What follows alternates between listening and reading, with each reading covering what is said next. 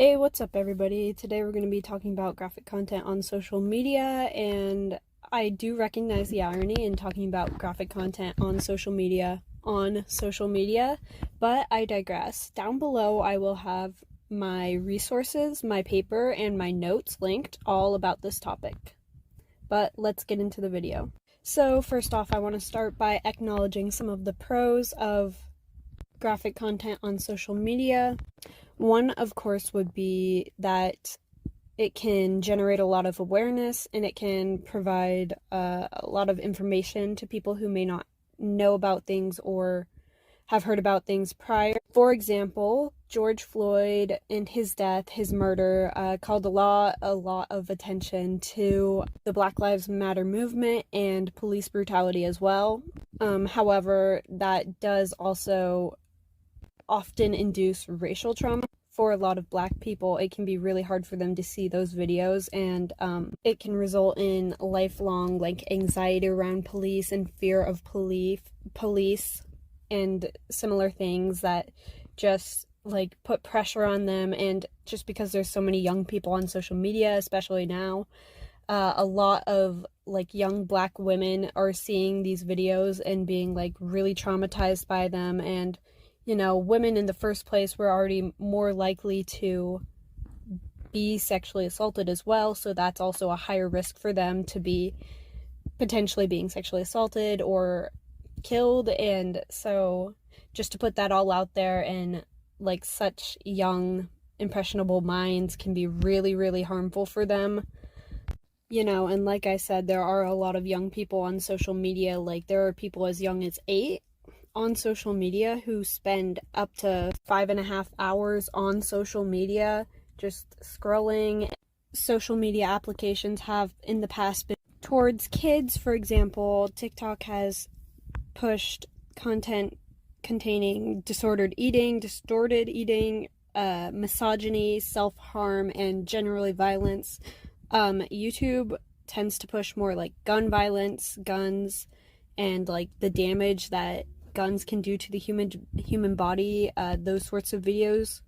And Instagram, they don't have so much of a problem with pushing it per se, but they do have their graphic content screens where they blur it and then they just put the words graphic content or something similar to that over top with no description as to what the graphic content actually is, which has been shown to encourage people to actually view it. They're a lot more likely to view it when it's vague, as opposed to when there's a description as to what the image contains, especially what are considered vulnerable users. So people who would be depressed or fragile in some kind of a way, mentally, they're more likely to view it as well, because they are looking for a reason why they are feeling this way, or they are trying to relate and understand it.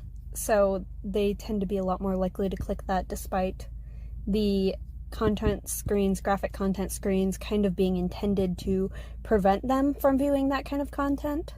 However, a lot of people also believe that censoring graphic content on social media would also be infringing upon the First Amendment of the United States, which is the freedom of expression, if you didn't already know that. However, I would argue that when you signed up for the social media applications, you already agreed to the terms of service and you already agreed to the community guidelines, so you already essentially kind of gave up that right in a sense. Obviously you still have that right, but just not in this application. You've already consented to not doing those things and to limit yourself in that way.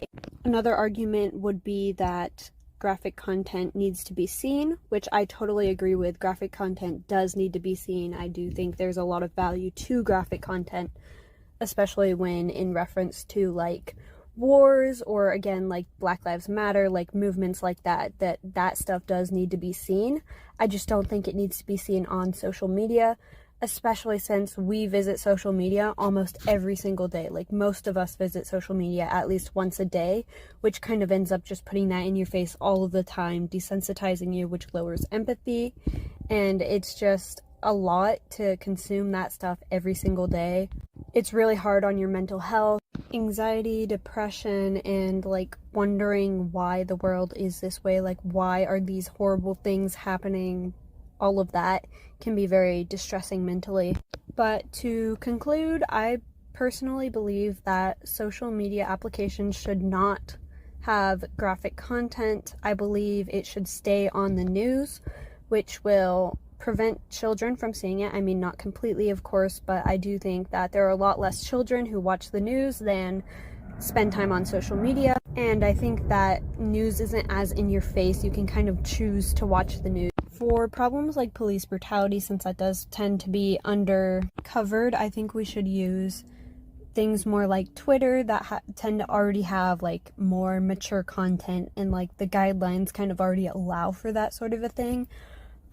So yeah, I think that would be a pretty good solution, but you know, big tech, they're not just gonna change because we don't like it. I mean, they're already not doing a great job at filtering or censoring the content. Clearly, we've seen that YouTube and TikTok both tend to push graphic contents toward young people, like children, and it's just something to talk about. So feel free to share your opinions based on this video, or check out my resources, my paper and my notes, which will of course still be linked down below, and let me know what you think in the comments, what your opinions are. You know, we can have a little debate going.